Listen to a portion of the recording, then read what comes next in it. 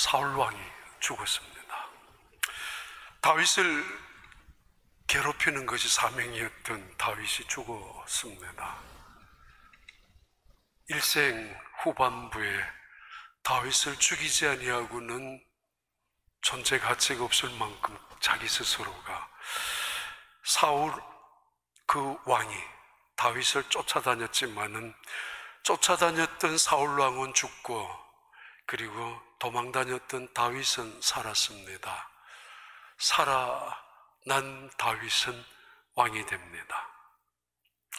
이제 한숨 쉬고 이제 발을 펴고 살 수 있는 그런 시간이 찾아왔고, 그리고 많은 백성들도 다윗을 멀리할 이유도 없을 만큼 이스라엘 땅에는 다윗 그가 왕이었습니다. 그때 그의 관심은 하나입니다. 여전히 사울 왕을 지지하는 지지 세력이었던 사울 왕의 지파 베냐민 지파가 곳곳에서 몸을 낮추지만은 웅크리고 기회를 엿보고 다시 왕위를 찾아올 수 있는 기회를 말합니다. 혹은 다윗 왕의 왕위를 불만을 품고 있는 세력들이 여전히 곳곳에 남아 있을 수도 있었습니다. 다윗은 그런 일에 관심이 없었습니다. 어떻게든 감찰반을 통해서 그들을 찾아내고 그들을 축출해버리고 그래야 국정 운영을 제대로 할 수 있기 때문에 그들을 찾아내는 것이 먼저라고 말하는 사람도 있겠지만은, 그러나 다윗은 그런 일에 관심이 없었습니다. 그런 다른 데 관심이 있었습니다. 이 사람들에게 적어도 충성서약, 충성맹세라도 받아놓고 그래야 안정적인 국정을 운영할 텐데 다윗은 그런 일을 따위에 관심이 없었습니다. 가나안 땅에 여전히 남아있었던 가나안 원주민, 그 중에서 여부수 족속이 살고 있었던 예루살렘, 그 당시에는 요새처럼 난공불락의 도성이 되었던 예루살렘. 그런데 요압이 그 예루살렘 성을 침략하고 점령합니다. 명실상부하게 이제는 남북 이스라엘이 통일이 되고, 그리고 그처럼 원했던 예루살렘을 수도로 정하면서 다윗은 예루살렘 성으로 옮겨갔습니다. 궁궐을 지어야 할 것이지만은 그의 관심은 그런 궁궐 따위에는 안중에도 없었습니다. 어떤 싱크탱크를 만들어 놓고 국정 안정을 위하여, 국정 철학을 위하여 마스터 플랜을 짜놓고 하나씩 전개해 나가기도 하고, 집권 안정이나 집권 연장을 위하여 또 다른 계획을, 음모를 꾸밀 수도 있어야 합니다. 그러나 다윗은 다시 말합니다. 그런 일에는 전혀 관심도 없었습니다. 그는 오직 하나 관심이 있었습니다. 법계가 관심이었습니다. 거의 똑같은 모형이죠. 2002년도에 만들어 2003년도에 모시고 들어온 법계. 그는 법계가 관심이었습니다. 내가 왕이 아니라 하나님이 이스라엘 민족의 왕이라는 사실을 스스로가 자각하고 확인하고 사람들에게 공포하고 싶었기 때문입니다. 그리고 지금까지 쫓겨다녔던 다윗, 그 다윗을 지켜주었고 인도해주고 이 자리까지 인도하여 주신 그 하나님의 은혜를 한 톨도 한 치도 잊어버리지 않으려고 하는, 그 은혜를 배신하지 않으려고 하는 다윗의 마음 때문입니다. 그리고 하나님이 이스라엘 민족의 왕이며 나는 하나님의 은혜라는 여기에 있다라는 사실을 이스라엘 모든 백성들에게 선언하고 증언하고 싶어서 그 법궤를 예루살렘으로 모시고 오고 싶었습니다. 그날이 찾아옵니다. 3만 명, 구별되고 성별된 3만 명을 이끌고 연주하면서 이 법궤, 억지로 찾아낸, 간신히 찾아낸 이 법궤, 이 법궤가 아미나답의 집에 있다는 소식을 듣고 그 법궤를 옮겨오는 1차 옮기는 이동 중에 일어난 사건입니다.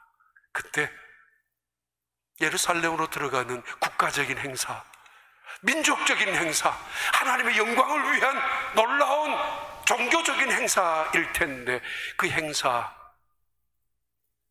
불과 얼마 되지 않아 불상사가 나고야 말았습니다. 찬물이 끼얹어지고 그리고 찬바람이 불어닥치고야 말았습니다.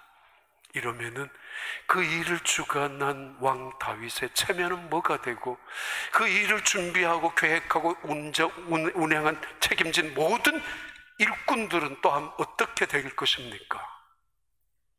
그 문제가 왜 일어났는지, 그런 불상사가 왜 일어났는지 그 본문을 통해서 오늘 말씀을 드리려고 합니다. 미국에서 가장 중요한 사건들이, 가장 중요한 국가 행사가 있는데 그것이 4년에 한 번씩 열리는 대통령 취임식입니다. 어제 저녁에 인터넷을 한번 쳐봤습니다. 대통령 취임식 때 일어난 에피소드, 중요한 그 중에 몇 가지 에피소드가 있었습니다. 1841년 미국의 제9대 대통령이었던 윌리엄 해리슨 대통령 취임 때 벌어졌던 일인데, 취임식하는 그날 1월 달이죠. 대부분 11월 달에 대통령 선거하고 1월 달에 취임하는데 미국의 자존심 또는 자부심, 전 세계를 향하는 영향력에 대한 어떤 그런 시위도 되기도 하는 대통령 취임식, 지금도 준비하고 있습니다. 그 커뮤니티는 4년 동안 그것만 준비하는, 그래서 대통령 당선된 사람의 철학이나 방향에 따라서 조금씩 바꿔주시겠지만 이 윌리엄 해리슨 대통령은 취임하자마자 한 달 만에 숨졌습니다. 이유는 취임식이 너무도 추운 날이었고 코트도 제대로 입지 아니하고 이 엄숙한 순간에 양복만 입고, 그래서 폐렴에 걸렸기 때문입니다. 적어도 2시간 이상이나 되는 취임식을 견뎌야 됐던 이분은 한 달 만에 돌아가셨다고 합니다.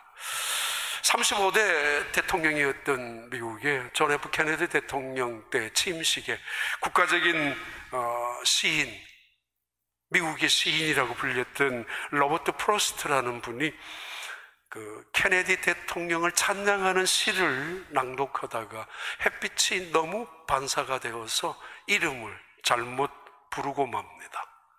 존 F 케네디 대통령의 이름 대신에 존 필리라는 이름을 가지고 그를 찬양하고 그를 사랑하는 마음으로 시를 낭독했습니다.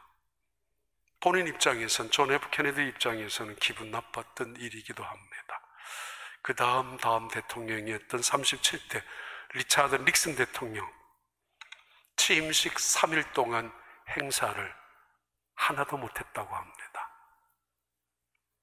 날씨가 추운 것도 아니었는데 3일 동안 하지 못했던 이유는 데모 때문에. 베트남 전에 반전 데모가 수많은 젊은 사람들의 데모대가 취임식을 못하도록 방해했었고 행진조차도 못하도록 방해했었기 때문입니다. 취임식 장면을 가끔씩 보았죠. 의사당에서 취임 선서를 마치고 대부분 대법원장 앞에서 하지만은 그러나 성경 위에 반드시 손을 얹어놓고 서약하고, 그것이 끝나고 나면은 팡파레가 퍼지고 그리고 거기에서 차로 하든지 걸어서 백악관까지 행진하는 것, 대단한 행사입니다. 지금까지 불상사는 일어나지는 않았습니다. 큰 불상사는. 다윗이 왕의 즉위식입니다. 그리고 동시에 그는 이 법궤를 예루살렘으로 옮겨와서 자신의 정통성, 이스라엘 민족의 정당성을 세우고 싶었고, 무엇보다도 그는 이 법궤를 옮겨와서 국정 철학이니 국정 소신이니 이런 문제 따위를 생각하는 것이 아니라 이 이스라엘 민족은 하나님의 말씀 위에 세워졌고 이스라엘 민족을 하나님의 말씀으로 통치하겠다라는 그런 소신으로 법궤를 모셔오고 싶었습니다. 그래서 어느 순간에 이 법궤는 예루살렘으로 옮겨오는 도중에 나곤의 타작마당에서 조금 소가 움직이는 바람에 수레가 흔들거리면서 법궤가 떨어질 것 같은 상황에 놓여 있을 때 한 사람, 그 유명한 우사가 그것을 만집니다. 만지면서 붙잡았습니다. 붙잡아서 그것을 떨어지지 않게 만들었는데 그만 그 우사는 죽고 맙니다. 이 이야기입니다. 우사가 무엇을 잘못했는가? 떨어지도록 내버려 두어야 옳았는가? 하나님은 왜 그처럼 화가 나셔서 단순간에 우사를 죽이고 말았는가? 그리고 성경에서는 그 우사 죽은 그 지역 이름을 베레스 우사라고 부르고 있는가? 첫 번째 질문입니다. 그 유명한 스티븐 스필버그가 감독한 영화 인디아나 존스 시리즈, 내년이면 5번째가 나온다고 합니다만은 첫 번째 나왔던 시리즈, 고등학교 때쯤 보았던 것입니다. 40년, 50년 전쯤. 인디아나 존스의 원래 제목은 잃어버린 법궤를 찾아서입니다. 그 해리슨 포드 그 영화 배우가 주인공으로 고고학자로 나오는데, 나치 이 독일 정부에서 법궤라는 어떤 것을 알고 있었는지, 이 법궤를 찾으면은 전 세계를 지배할 수 있을 거라는 그런 부적 같은 생각을 갖고 있었고, 이 생각을 알아차리고 있었던 미국에서는 이 고고학자인 해리슨 포드에게 이것을 막아달라고 요청합니다. 아무튼 그 이야기, 그 속에서 나오는 법궤, 지금도 많은 성경 고고학자들은 이 법궤를 찾으려고 애를 씁니다. 이집트 어느 계곡에 묻혀 있을지, 아니면은 수도원에 있는지, 요르단 어떤 계곡 또는 어떤 동굴에 놓여져 있고 숨겨져 있는지, 혹은 이디오피아에 지금도 꽤 많은 교회의 이름이 법궤 교회라는 이름으로 남아있는 이디오피아의 어딘가에 있을 거라고, 하여튼 찾아가고 있는 것이 지금도 성경 고고학자들의 관심입니다. 잠깐 볼까요? 법궤가 이동한 과정을 보면은 이렇습니다.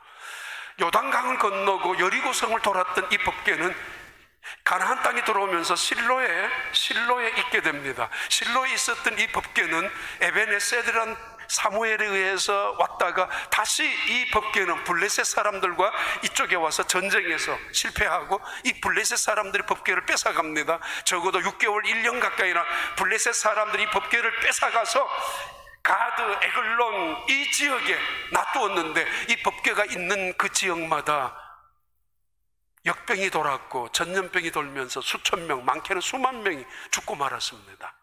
블레셋 사람들은 속으로 이 이스라엘 민족의 신의 상징이었던 법궤를 뺏어온 그 통쾌함을 갖고 있었지만은, 그러나 불안해서 더 이상 갖고 있을 수가 없었습니다. 옆에 세워둘 때마다 다곤이라는 신은 언제나 목이 잘라져 버렸고, 그 다음날 가보면은 팔다리가 다 없어진 채로 쓰러져 있었거든요. 우연히 일어난 사건이 아니라 계속 반복되면서 블레셋 사람들은 결국 이 법궤를 이스라엘 민족에게 되돌려 주었습니다. 그곳이 베세메스였는데, 되돌아온 이 법궤가 사람들이 베세메스에 온 암소 2마리가 끌고 왔잖아요. 베세메스 올라온 이 법궤를 열어보다가 사람들이 70명이 죽었습니다. 어떤 야사책에는 5만 70명이라고, 5만 70명이었는지 70명인지 하여튼 꽤 많은 사람들이 이 법궤 뚜껑을 열어 안에 확인합니다. 십계명이 있는지, 아론의 쌍난 지팡이가 있는지, 만나 항아리가 있는지를 확인하다가 죽어버리고 말았습니다. 그리고는 이때 베세메스로 돌아온 법궤는 기랏 야림이라는 곳으로 나와 있습니다. 오랫동안 방치되어져 있는 아미나답이라는 사람이, 방치되어 있는 법궤를 아미나답이라는 사람이 자기 집에 이 법궤를 모시고 가고, 그리고 20년이 지난 어느 날, 그때 이 다윗이 이 법궤를 예루살렘으로 올라오는 중이었습니다. 하나만 성경 읽고 지나갈까요? 사무엘상 7장 1절로 전평해서 2절까지. 사무엘상 두 번째 거. 기럇 여아림 사람들이 와서 여호와의 궤를 옮겨 산에 사는 아비나답의 집에 들여놓고 그의 아들 아비아사를 거룩하게 구별하여 여호와의 궤를 지키게 하였더니 걔가 기럇 여아림에 들어간 날부터 20년 동안 오래 있은지라. 이스라엘 온 족속이 여호와를 사모하니라. 사사시대 그들은 이 언약궤의 법궤가 어디 있는지 관심도 없었고 방치되어 버리고 있었고, 사울이 왕이 되고도 오랫동안 이 법궤는 그대로 방치가 되어 있었는데, 마지막 방치가 되어 있었던 곳이 아미나답이라는 사람이 사는 그 집에였습니다. 그 집에 있다는 소식을 듣고 사무엘하 6장 6절부터 8절까지 다윗이 시작합니다. 일을. 그들이 나곤의 타작마당에 이르러서는 소들이 뛰므로 우사가 손을 들어 하나님의 궤를 붙들더니 여호와 하나님이 우사가 잘못함으로 말미암아 진노하사 그를 그곳에서 치시니 그가 거기에 하나님의 궤 곁에서 죽으니라. 여호와께서 우사를 치심으로 다윗이 분하여 그곳을 베레스 우사라 부르니 그 이름이 오늘까지 이르니라. 그냥 내버려 두었어야 옳았습니까? 아니면 우사가 이 법궤가 떨어지는 것을 손으로 막은 것이 그렇게 잘못입니까? 다 이해할 수 없는 일들이 일어나지만은 분명한 메시지는 있을 것입니다. 참으로 기이한 일이고, 이 다윗이 의도한 대로 국가적인 축제의 행사였는 순간에 찬물이 끼얹어주는 사건임에 틀림없지만은 이것은 우리에게 무언가 메시지를 전달하고 있습니다. 역대상 15장 1절부터 2절 이렇게 이야기합니다. 다윗이 다윗성에서 자기를 위하여 궁전을 세우고 또 하나님의 궤를 둘 곳을 마련하고 그것을 위하여 장막을 치고, 다윗이 이르되 레위 사람 외에는 하나님의 궤를 맬 수 없나니 이는 여호와께서 그들을 택하사 여호와의 궤를 메고 영원히 그를 섬기게 하셨음이라 하고, 그리고 12절 13절 원래 어깨에 메고, 이것은 그렇게 구별된 레위 지파가 그것도 손으로 늘어뜨리는 것이 아니라 반드시 어깨에 메고 하나님의 높임을 받아야 되는, 마음의 정성을 쏟아야 되는 의미이기도 합니다. 12절 13절 그런데 그들은 이렇게 했습니다. 그들에게 이르되 너희는 레위 사람의 지도자이니 너희와 너희 형제는 몸을 성결하게 하고 내가 마련한 곳으로 이스라엘 하나님 여호와 궤를 메어 올리라. 전에는 너희가 매지 아니하였으므로 우리 하나님 여호와께서 우리를 찢으셨으니 이는 우리가 규례대로 그에게 구하지 아니하였음이니라 하니. 다윗이 깨달은 거 하나 있습니다. 이 사람이 왜 죽었지? 왜 갑자기 죽었느냐 말이에요. 이 놀라운 이 행사 아닙니까? 그리고 영광스러운 이 행사에 이 불미스러운 사건이 왜 터졌느냐고요. 어깨에 궤를 매지 아니하고 수레에 그 궤를 올려놓고 옮겨가고 있었기 때문이라고 첫 번째 해석은 그렇게 하고 있습니다. 아론의 두 아들 나답과 아비후가 성전에서 봉사하다가 하늘에서 불기둥이 4개가 내려와서 이 나답과 아비후는 새까맣게 타고 말았습니다. 겉은 멀쩡하지만 속이 타 죽었습니다. 왜요? 원래 번제단에서 옮겨와서 불을 붙여야 하는데 그들은 번제단까지 나가야 될 수고, 그까지 가서는 귀찮아지는 마음 때문에 옆에 있는 아무 불이나 가지고 성소에 불을 붙였기 때문입니다. 편리한 대로, 손에 잡힌 대로, 내 생각대로, 내 아이디어대로. 어쩌면 과학이 이루어 놓은 문명의 혜택일 수 있습니다. 인간의 수고, 인간의 노력보다는 어쩌면 과학의 문명이 더 능률적일 수도 있습니다. 황소가 수레를 끌고 그 수레에다가 법궤를 올려놓고 이동한다는 것은 말입니다. 그런데 하나님은 비인격적인 수단을 원한 것이 아니었습니다. 하나님이 원하는 것은 그들의 전심이었고 그들의 정성이었고, 아니, 하나님이 원하시는 것은 순종이었습니다. 아나니와 삽비라가 밭을 팔고 가소원을 팔아서 교회 헌금을 했죠. 그런데 죽었습니다. 하나님이 그들을 심판하셨습니다. 헌금을 안 한 사람도 있었는데, 팔아서 헌금을 해서 나누어서 같이 쓰자라고 했는데, 그 사람이 뭘 그렇게 잘못을 했는데 하나님은 그를 죽였습니까? 다 이해할 수는 없지만은 하나님은 자신을 속이려 드는 거, 하나님은 참지 못할 때가 있습니다. 거짓스러운 그런 봉사를 말입니다. 그래도 이것은 충분하지 않습니다. 왜냐하면은 시작하고 준비하고 모든 계획한 사람들은 처음부터 항소를 염두에 두었고 수레도 준비해서 갖고 가려고 했단 말이에요. 그런데 그랬다면은 그게 책임자가 죽어야지 왜 하필이면 우사가 죽어야 합니까? 앞에는 아효라는 아들이 끌고 가고 옆에는 우사가 바로 이 옆에 있었단 말입니다. 왜 하필 우사만 죽어야 합니까? 하나님이 우사를 치셨다라는 단어 속에 하나님이 얼마나 불쾌했었는지를 알게 됩니다. 아카츠라는 단어를 쓰죠. 페레츠 우사라는, 하나님이 이 우사를 치셨다라는 이야기는 페레츠 우자입니다. 이거는 그 유명한 유진 피터슨의 해석인데, 그의 책에서 주제넘게 자기가 하나님의 관리자인 것처럼 생각하고 주제넘게도 자기가 하나님을 보호하는 책임자인 것처럼 행세하는 것이라고 말합니다. 하나님을 상자에 가두어 놓고 하나님을 보호하는 책임이 마치 자기에 있는 것처럼, 마치 어리석은 경호원이 대통령보다 앞장서서 자기의 폼나는 것을, 자기가 대단한 것을 인정받으려고 하는 정말 어리석기 짝이 없는 경호원처럼 이 우사는 행동했을 것이라고 말합니다. 법궤는 내가 보호하는 게 아닙니다. 법궤는 내가 붙잡는 것이 아닙니다. 하나님을 붙잡는 마음으로 섬겨야 하는 것이고, 하나님을 경외하는 심정으로 이것을 조심스럽게 생각하고 다루어야 합니다.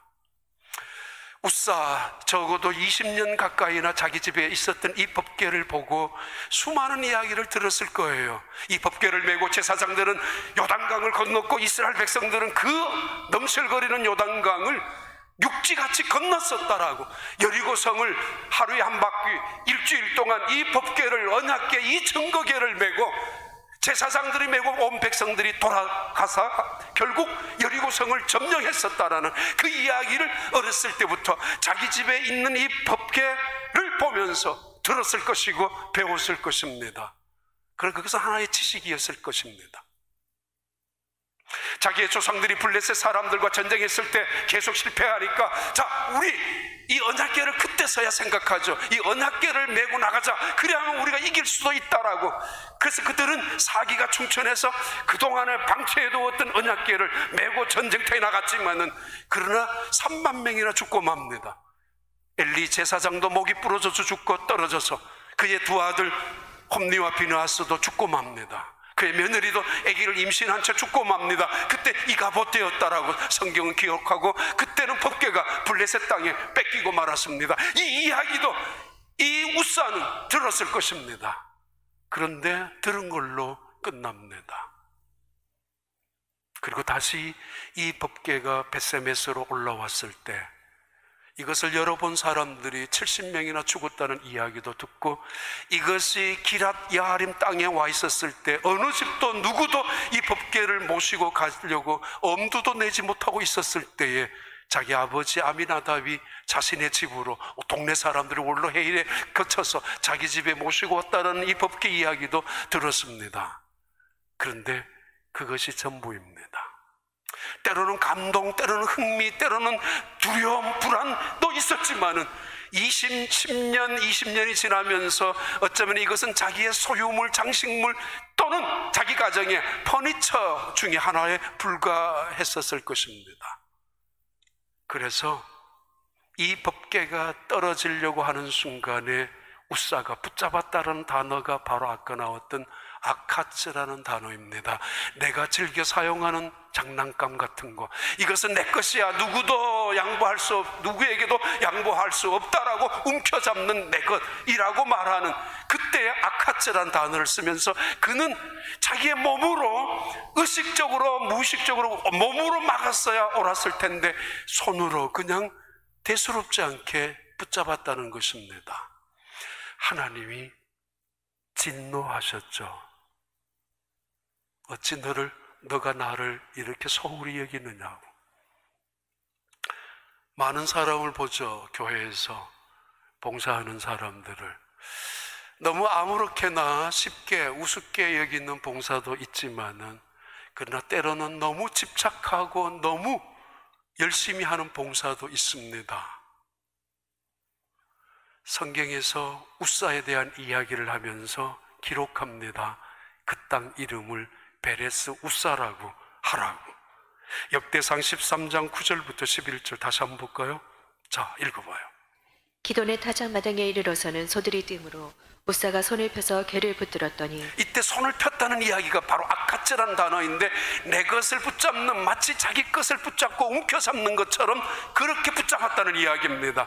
이때 10절, 우사가 손을 펴서 개를 붙듦으로 말미암아 여호와께서 진노하사 치심에 그가 거기 하나님 앞에서 죽으니라. 여호와께서 우사의 몸을 찢으셨으므로 다윗이 노하여 그것을 베레스 우사라 부르니 그 이름이 오늘까지 이르니라. 베레스 우사, 치다라는 이야기고, 베레스는, 우사라는 것은 권력이니 능력이니 힘이니 위엄이니 명예니 그런 이야기입니다. 우사의 명예 하나님이 치셨습니다. 하나님보다 더 높아지려고 하는 우사의 교만, 그것을 치셨다라고. 그래서 베레스 우사라고. 하나님의 기쁨, 하나님의 영광보다가 사람들의 인기나 인정에 관심을 더 가지는 그 우사를 하나님은 진노하셔서 베레스 우사하셨다는 이야기입니다. 하나님의 말씀보다가 자신의 생각을, 자기의 아이디어를 더 편리하게, 더 효과적으로, 더 괜찮다라고 생각하는 그것을 하나님이 치셨다라는 이야기죠. 마치 자기가 하나님의 관리자인 것처럼. 그런 면에서 우리 교회 봉사자들 참 고마운 분이 많이 있습니다. 각 부서에 봉사하면서도 내가 마치 관리자요, 책임자요, 내 아니면 안 되는 것처럼, 내가 하나님보다 마치 높은 자리에 있는 것처럼, 내 아니면 교회도 안 되는 것처럼 생각하는 사람들이 없기 때문에 봉사하면서도 낮추고 섬기면서도 또 자신을 베레스하는 사람들, 우사하려고 하는 마음이 올라올 때마다 치는, 내가 만약에 나 자신을 치르지 않는다면, 베레스 우사하지 않는다면 내가, 하나님이 나를 베레스 우사할 수도 있습니다. 그것이 바로 그 1차 예루살렘을 향하여 법궤가 이동하는데 일어난 불상사였습니다. 그럼에도 하나님은 우리에게 그 불상사임에도 그 좋은 행사에 찬물을 끼얹어가면서도 우리에게 주의를 주고 경고하죠. 스탑이라고, 멈추라고, 덴저러스하라고, 위험하다라고, 순간 손을 놓으라고, 더 앞서 나가지 말라고, 하나님의 선을 넘지 말라고, 하나님의 자리를 탐하지 말라고, 하나님의 이름을 짓밟지 말라라고, 하나님의 영광을 가로채지 말라라고 스탑하고 있습니다. 그래서 하나님이 베레스 우사한 것입니다. 이 사건 속에서 우리에게 중요한 또 다른 교훈이 있죠. 사무엘 하 6장 1절부터 5절까지입니다. 봐요. 다윗이 이스라엘에서 뽑은 무리 3만 명을 다시 모으고 다윗이 일어나 자기와 함께 있는 모든 사람과 더불어 바알레 유다로 가서 거기서 하나님의 궤를 메어 오려 하니, 그 궤는 그룹들 사이에 좌정하신 만군의 여호와의 이름으로 불리는 것이라. 그들이 하나님의 궤를 새 수레에 싣고 산에 있는 아비나답의 집에서 나오는데, 아비나답의 아들 우사와 아효가 그 새 수레를 모니라. 그들이 산에 있는 아비나답의 집에서 하나님의 궤를 싣고 나올 때에 아효는 궤 앞에서 가고, 다윗과 이스라엘 온 족속은 잣나무로 만든 여러 가지 악기와 수금과 비파와 소고와 양금과 재금으로 여호와 앞에서 연주하더라. 14절부터 16절 미리 읽어봐요. 다윗이 여호와 앞에서 힘을 다하여 춤을 추는데 그때 다윗이 배에 에봇을 입었더라. 다윗과 온 이스라엘 족속이 즐거이 환호하며 나팔을 불고 여호와의 궤를 메어 오니라. 여호와의 궤가 다윗 성으로 돌아올 때에 사울의 딸 미갈이 창으로 내다보다가 다윗 왕이 여호와 앞에서 뛰놀며 춤추는 것을 보고 심중에 그를 업신 여기니라. 2차 법궤를 예루살렘으로 이동합니다. 그때 비로소 예루살렘까지 안전하게 오는데 다윗은 일어납니다. 그리고 법궤가 들어오는 모습을 보면서 춤을 춥니다. 한 나라의 행사 속에서 언제나 왕은 위엄을 지켜야 되고 근엄하게 행동해야 합니다. 다른 나라의 왕들과 비교해서라도 그는 처신을 잘해야 하고, 모든 국가의 행사는 특히 왕의 즉위와 관계가 있다면 반드시 왕의 권력에 초점을 맞춰야 되고 왕의 위엄에 모든 것을 집중해야 합니다. 얼마나 왕이 대단한 존재인지, 이 왕이 수행하는 이 나라도 얼마나 막강한 나라인지, 그 왕의 권한이 얼마나 굉장한 것인지를 보여주는 행사 되어야 합니다. 그런데 다윗은 춤을 춥니다. 누구의 시선도 아랑곳하지 않습니다. 그는 벌떡 일어납니다. 누구의 입방아도 상관없습니다. 일어나서 그 법궤가 들어오는 그 앞에서 춤을 추다가 언더웨어가 또 벗어질 만큼 관심이 없습니다. 기뻐서, 감사해서. 뭐예요? 그는 하나님의 관리자가 아니라, 그는 하나님의 상자를 붙잡고 있는 책임자가 아니라, 그는 하나님의 종이었고 오히려 하나님이 자기를 관리해주는 하나님이 책임자였습니다. 법궤를 붙잡고 있으면서 폰만 잡는 사람이 아니라 하나님을 붙잡고 있는 사람이 다윗이었고, 그래서 그 하나님의 임재의 상징인 법궤가 예루살렘에 들어오는 순간에 그는 눈치 보거나 계산하거나 따지거나 체면 따위를 생각하지 아니하고 벌떡 일어납니다. 본능적으로 자연스럽게 일어납니다. 찬양합니다. 춤을 춥니다. 하나님의 영광을 찬양합니다. 어릴 때부터 광야에서 목동 시절에 곰과 사자나 그 발톱에서 건져주셨던 하나님, 양을 지키기 위하여 늑대와 싸웠을 때마다 그의 곁에 있어 주셨던 하나님, 사울에 의해서 쫓기고 도망다니고 배고프고 그리고 헐벗은 그런 상황 속에서 외로울 때도 언제나 옆에서 함께 울어주었고 함께 도망했고 함께 기도했던 그 하나님, 이 다윗에게는 그 하나님은 살아계신 하나님이고 우사가 전해드린 하나님이 아니라 지식으로만 적당히 태어날 때부터 하나님을 믿고 어느 순간부터 자기 집에 법궤가 있는 것을 보고 자라는 그 우사가 아니라 다윗은 살아계신 하나님을 경험했던 사람입니다. 그래서 본능적으로 일어나고 본능적으로 감격하고 본능적으로 찬양합니다. 계산 따위는 없습니다. 왕의 체면을 지켜야 하고 왕의 품위를 지켜야 하고 근엄하게 해야 하고 그 자리에 그래야 채통이 세워되고 국민에게 뭘 보여줄 수가 있겠습니까? 다윗은 그 자리에서 춤을 춥니다. 지난 7, 8개월 동안 꽤 많은 일이 있었죠. 시에서 운영하는 셀터가 아마 너무 많은 사람들이 있었는지 아니면 사람이 많이 있으면 위험한지 거기에서 홈리스들이 많이 나갔습니다. 셀터에 있어야 될 홈리스들이 주로가 아닌지 이쪽에도 하이웨이 6에도 꽤 많이 모여 있었는데 다리 밑에 홈리스들이 지나가다가 보면 많게는 10명 이상이나 작게는 언제나 서너 명은 늘. 근데 저녁이면은 이분들이 찾아다닙니다. 어디에 주무실 곳을, 아니면 물 마실 곳을, 아니면 전기라도 차지할 곳을, 화장실도 사용할 곳을 찾아다니는데 적당한 곳 중에 하나가 우리 교회입니다. 걱정하지 마세요. 그래도 늘 그러다가 이분들이 돌아다니다가 물도 가져가고 전기도 차지도 하고 스마트폰에, 아니면 화장실도 하겠지만은 일주일에 2-3번 정도는, 지금은 이제는 날씨가 추워지니까 안 옵니다. 그만큼 소독하고 방역하니까 절대 걱정하지 않으셔도 됩니다. 정말입니다. 눈에 보이지 않는 많은 사람들이 화장실 청소를 우리 집 화장실보다 더 깨끗하게 하고, 부엌도.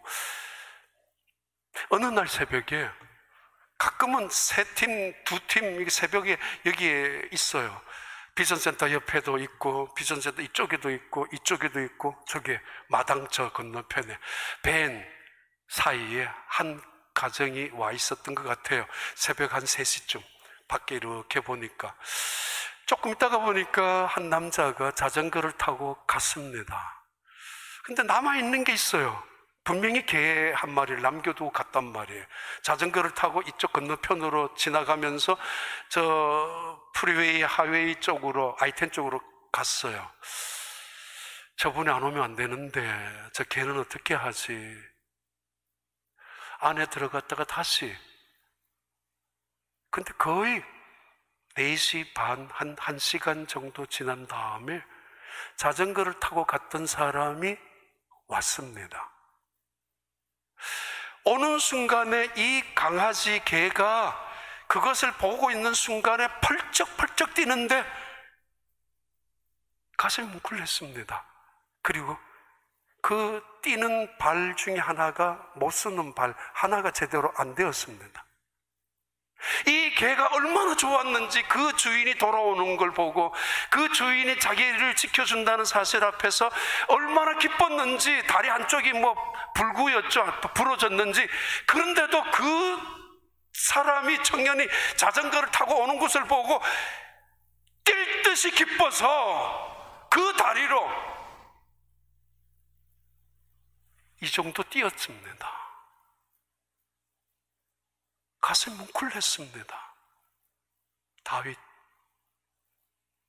그는 하나님의 양입니다. 하나님 앞에 무슨 체면이니 무슨 품위를 지킵니까? 그 하나님의 은혜 없이는 살 수 없고, 하나님의 도움 없이는 하루도 견딜 수 없는 하나님의 능력이 아니고는 존재할 수도 없었던 이 다윗, 그는 하나님의 언약궤가 들어오는 순간에 춤을 출 수밖에 없습니다. 본능적으로 나는 하나님의 양입니다 라고 고백하고 있죠. 예배란 이것입니다.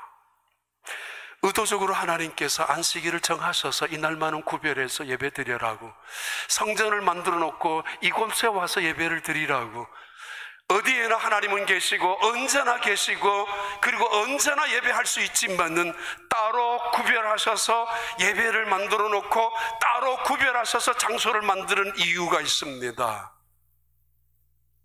하나님께 주목하기 위해서, 하나님만을 집중하게 하기 위해서, 우리의 아집이나 우리의 고집을 꺾어놓고 하나님께 집중하고 세상을 향했던 모든 생각들을 내려놓고 세상의 쾌락들을 중지하고 멈추고 하나님께 돌아와서 하나님을 주목하는 것. 그래서 하나님의 은혜 앞에서 본능적으로 반응하고 하나님의 은혜 앞에서 자연스럽게 춤을 추는 그것을 예배라고 하지 않습니까?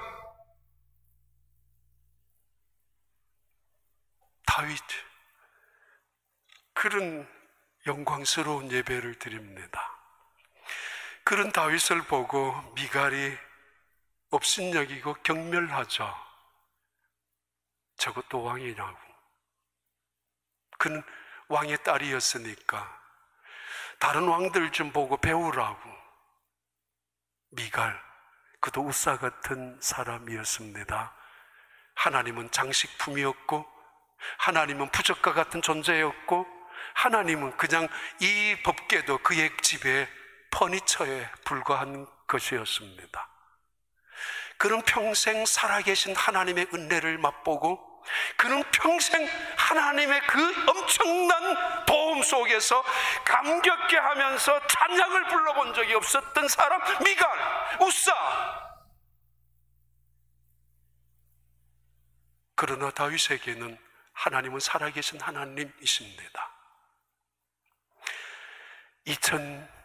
2002년도 아마 우리 문효원 장로님이 만드셨는데 1년 거의 그랬을 거예요. 이야기했죠. 이게 진짜 금딱지로 만들어 놓았다면 이거 벌써 다 부서졌을 거고 이거 없어졌을걸요? 금으로 붙여놨다면 다행히 그냥 색깔이 컬러 페인트만 했으니까 다행이지 지금까지 18년 동안 남아있지.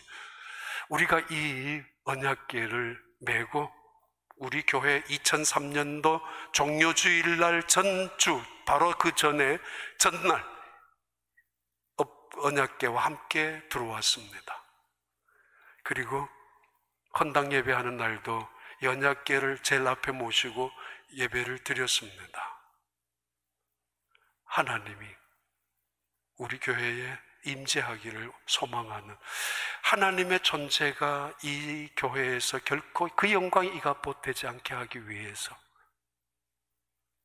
그리고 이 교회의 반석, 이 기초가 하나님의 말씀이 되기 위해서 다시 한번 띄워봐요. 18년 전에 있었던 처음부터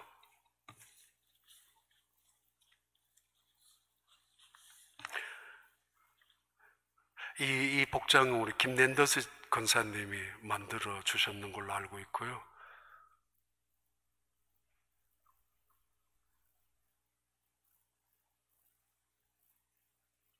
그냥 퍼포먼스로 하고 싶었던 것은 아닙니다.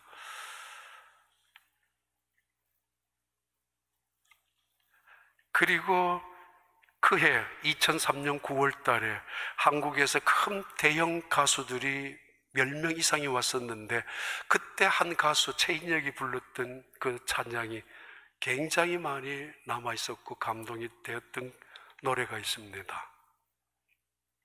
불러볼게요.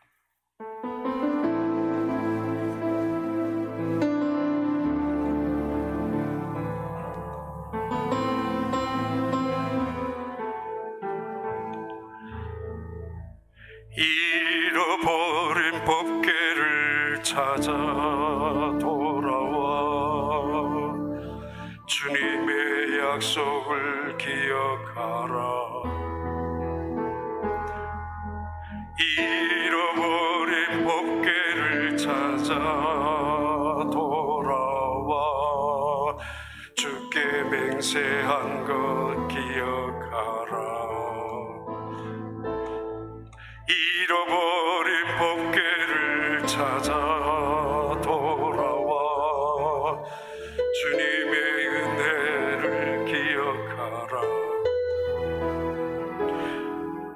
잃어버린 법궤를 찾아 돌아와 흐려진 소망을 밝히어라. 너의 어둠을 주께 가져와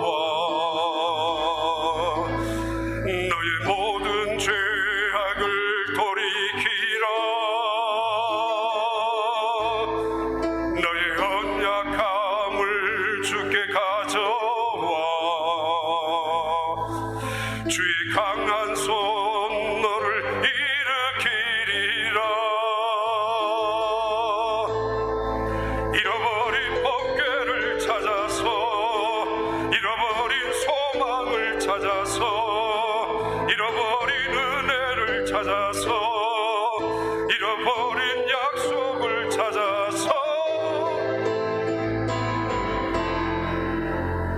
우린 떠나야 해.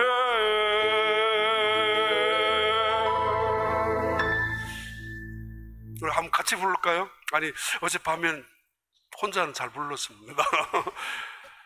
잃어버린 소망을, 잃어버린 은혜를, 잃어버린 언약을 찾아야 될 시간이기도 합니다.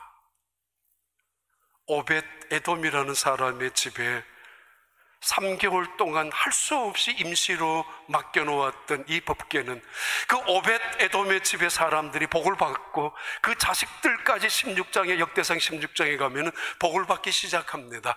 이 언약궤, 어떤 집은 화가 되고 죽고 어떤 집은 복을 받고 자손들이 하나님에게 축복을 받고, 이 언약궤 어떤 때는 영광과 능력이 나타나고 성을 무너뜨리고 강을 갈라지게 하고, 그러나 어떤 경우에는 오히려 이것을 들고 나갔던 사람들이 죽고 3만 명이나 죽고 뺏기기도 합니다. 그러나 뺏겼던 이 언약궤는 어느 지역에서는 그 이방의 모든 우상들을 다 초토화시켜버리고 그 지역을 전염이나 역병으로 수만 명을 죽이기도 하는 그런 엄청난 하나님의 임재의 상징이었던 이 언약궤. 이 언약궤는 미신이나 부적이 아닙니다.